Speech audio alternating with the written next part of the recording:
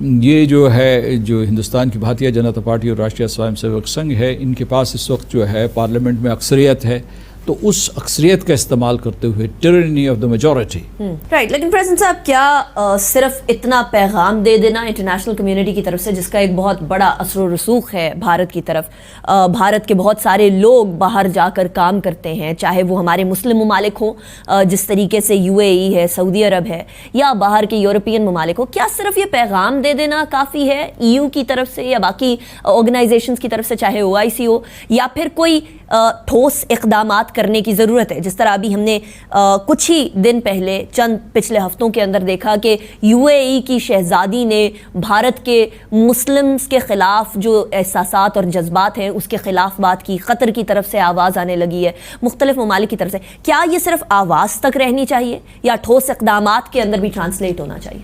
آواز بھی ایک ٹھوس قدم ہے اور آوازیں اٹھنی چاہیے. آپ کو یاد ہوگا کہ 5 اگست 2019 سے پہلے کوئی بھی آواز نہیں اٹھاتا تھا. ہم لوگ ہر دروازہ کھٹکھٹاتے تھے اور کشمیر کی رودات سناتے تھے، کشمیر کا المیہ ساری دنیا کے سامنے بیان کرتے تھے. کوئی رد عمل نہیں ہوتا تھا. لیکن 5 اگست 2019 کے بعد لوگ بولے ہیں، کھل کے بولے ہیں، انٹرنیشنل میڈیا بولا ہے، پارلیمنٹس بولی ہیں. عرب اسٹریٹ خاموش تھی اور عرب کے حکمران خاموش تھے، بلکہ وہ جو ہے ہندوستان کا ساتھ دے رہے تھے. ہندوستان کے ساتھ ان کی بہت گہری یکجہتی تھی، ان کے معاشی تعلقات تھے، اپنے ذاتی مراسم تھے ان کے نریندر مودی اور دوسرے لیڈروں کے ساتھ. تو یہ جو آوازیں اٹھ رہی ہیں، یہ جو پیغامات دیے جا رہے ہیں، میں خود جو ہے یورپین پارلیمنٹ میں جاتا تھا 5 اگست 2019 سے پہلے، تو وہ تو کچھ ڈرے سہمے سے رہتے تھے سارے کے سارے ارکان یورپین پارلیمنٹ کے. وہ کبھی ہندوستان کے خلاف بولنے کی جرت نہیں کر سکتے تھے کیونکہ ان کے معاشی مفادات وابستہ تھے. بھارت کی طرف سے اب ایک پرووکیٹو رویہ رکھا جا رہا ہے جس کے اندر وہ نہ صرف انڈین آکیپائڈ کشمیر بلکہ آزاد جموں و کشمیر اور اس کے ساتھ ساتھ گلگت بلتستان کی طرف بھی میلی نگاہ سے دیکھنا شروع کر گیا. آپ کو یاد ہوگا کہ 5 اگست کے بعد سے ہی اس طرح کی آوازیں ان کی پبلک کی طرف سے بلند ہونا سٹارٹ ہو گئی تھی جو کمپلیٹ ایکسٹریمزم کے مائنڈ سیٹ کو لیے ہوئے ہیں. ایسی صورتحال میں آزاد جموں و کشمیر کے حوالے سے، گلگت بلتستان کے حوالے سے جو ابھی ریسنٹ پاسٹ میں انڈیا کی طرف سے سٹیٹمنٹس آ رہی ہیں، آپ ان کو کس طرح سے دیکھتے ہیں؟ دیکھیے، پہلے جو ہے ہندوؤں اور ہندوستان، ہندوؤں اور راشٹریہ سوائم سیوک سنگھ اور BJP کو الگ الگ کیجیے، کیونکہ ہندوؤں کی بڑی تعداد ہے، 1 بلین کے قریب ہیں. یہ سارے کے سارے فسطائی نہیں ہیں، یہ سارے کے سارے RSS کے ماننے والے نہیں ہیں، اس کے پیچھے چلنے والے نہیں ہیں. یہ جو کچھ وحشی پاگل انتہا پسند لوگ ہیں، انہوں نے اپنے آپ کو جو ہے پورے ہندوستان کے اوپر مسلط کر لیا ہے. ایک تو یہ چیز یہ کسی قسم کی کوئی غلط فہمی نہیں ہونی چاہیے، کیونکہ تقریباً جو ہے 40 لاکھ کے قریب جو ہے ہندو یہاں پاکستان میں بستے ہیں. تو اور دوسرے یہ ہے کہ ہمارا جو ہے ہندو قوم کے ساتھ کوئی دشمنی نہیں ہے، ہندو مذہب کے ماننے والے لوگوں کے ساتھ کوئی دشمنی نہیں ہے.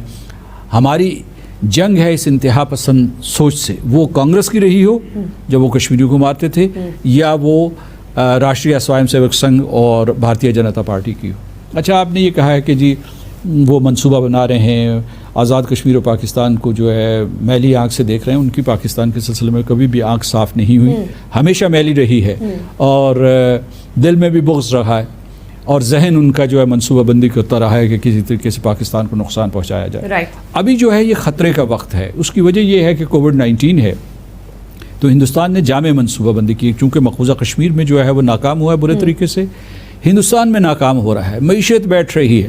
تو انہوں نے یہ فیصلہ کیا ہے، یہ جو 2-4 دن پہلے جو ہے ان کے جو آرمی چیف اور اس کے انٹیلیجنس چیف اور اس کے ان کے جو سیاسی باسز ہیں، یہ سارے کے سارے ملے ہیں، نیشنل سیکیورٹی ایڈوائزر انکلوڈڈ. تو انہوں نے ایک منصوبہ بنایا ہے.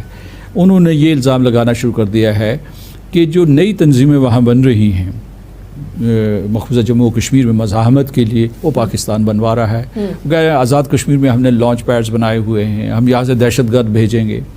اور پھر یہ کہہ رہے ہیں، یہاں تک کہ انہوں نے کہا ہے کہ جو کووڈ-19 کے پیشنٹس ہیں وہ ہم جنگ بندی لائن کے اس پار بھیج رہے ہیں، یعنی جو لائن آف کنٹرول ہے اس کے اس پار بھیج رہے ہیں. اس قسم کے مضحکہ کا خیز بھی الزامات لگاتے ہیں.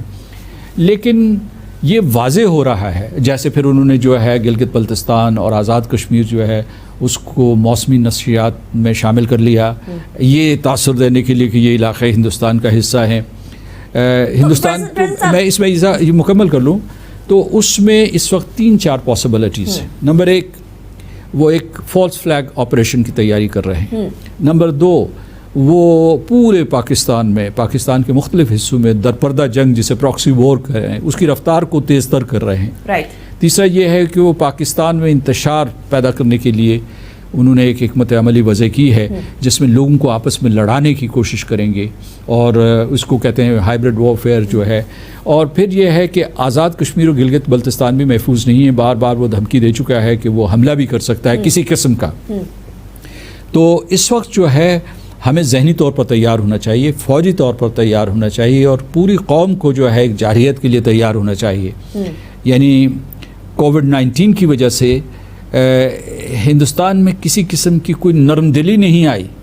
کو اس کے اوپر جو ہے جیسا کہ آپ کہہ رہی تھی کہ بھئی انہوں نے کشمیریوں کو بند کیا, محصور کیا, ساری دنیا آج بند ہو گئی ہے. تو ہم تو ساری دنیا کا اچھا چاہتے ہیں لیکن اس لمحے بھی ہندوستان کے یہ جو فسطائی حکمران ہیں ان کے دل میں یہ نہیں آئی کہ کشمیریوں کے سلسلے میں جو لاک ڈاؤن ہے, جو انٹرنیٹ کے اوپر پابندیاں, ان کو کسی طریقے سے نرم کر دیا جائے. اچھا پریزیڈنٹ صاحب, یہ جو ویدر فورکاسٹ کی بات ہے, بھارت نے ایک شر پسندی والے عناصر تو موجود ہیں, ہمیشہ سے موجود رہے انفارچونیٹلی. پاکستان کے یہاں کی سائٹ پر LOC کے اس پار آزاد جموں و کشمیر اور گلگت بلتستان کے ویدر فورکاسٹ اپنے چینلز پر نشر کرنا شروع کر دی ہے. کیا بھارت یہ پیغام دینا چاہ رہا ہے کہ جلد ہی ہم جنگ کی طرف بڑھ رہے ہیں, یا آپ اس کو صرف شر پسندی کے طور پر ہی لیتے ہیں؟ شر پسندی نہیں ہے, یہ ان کے ایک منصوبے کا حصہ ہے. انہوں نے یہ اعلانات جو ہے 31 اکتوبر 2019 کو کیے تھے. انہوں نے یہ کیا کہ انہوں نے نئے جعلی نقشے جاری کیے تھے اور انہوں نے یہ جو گلگت بلتستان ہے اور آزاد کشمیر کو ہندوستان کی ریاست کا حصہ دکھا دیا تھا. اس کا ایک سیکول ہے یہ اس کا.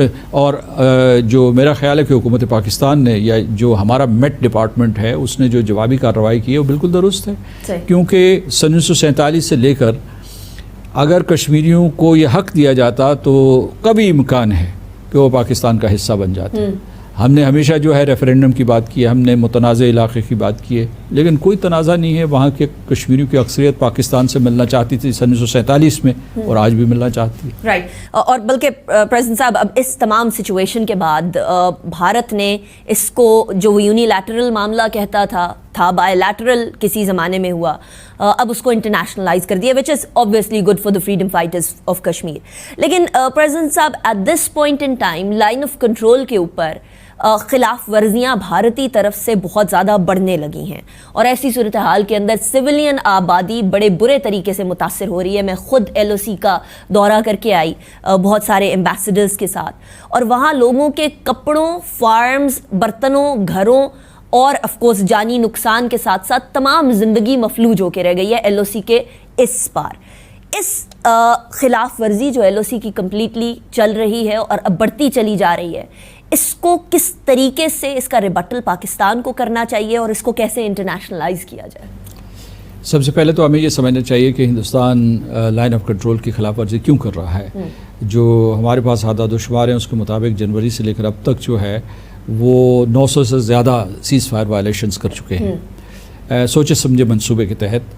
اور دوسرے اس میں وہ آرٹلری اور موٹر گنز استعمال کر رہے ہیں, جو ہیوی ویپنری استعمال کر رہے ہیں. کووڈ-19 کے لوگ جو ہے ہم بھیجیں گے ادھر ان کی فوج سے لڑنے کے لیے, جن کو وینٹیلیٹرز پہ ہونا چاہیے یا ہاسپٹل میں ہونا چاہیے یا آئسولیشن میں ہونا چاہیے. پریزیڈنٹ صاحب آخری سوال, بھارت نے جس طریقے سے 5 اگست کی کارروائی کی اور اس کے بعد انڈین آکیپائڈ کشمیر کو اپنا حصہ بنا لیا, بہت سارے لوگ پاکستان کے اندر کہتے ہیں کہ اب وقت آ گیا کہ آزاد جموں و کشمیر کو اور گلگت بلتستان کو بھی پاکستان اپنا حصہ ڈکلیئر کر دے. کیا یہ صحیح ہوگا یا یہ کشمیر کوز کو ہارم کرے گا؟ دیکھیے اس میں کشمیریوں کی رائے شامل کرنا بہت ضروری ہے. وہ آزاد کشمیر کے, گلگت بلتستان کے اور اس کے بعد مقبوضہ جموں و کشمیر کے, کیونکہ یہ ایک ریاست ہے, یہ ایک اکائی ہے. اور اب تک یہ سارے کے سارے لوگ جو ہے اقوام متحدہ کی قراردادوں کے اوپر انحصار کرتے رہے ہیں اور اس میں 3 فریقین ہیں, ایک جو ہے پاکستان, ہندوستان اور تیسرا فریق کشمیری ہیں. کشمیریوں نے فیصلہ کرنا ہے کہ انہوں نے کس ریاست کے ساتھ جڑنا ہے.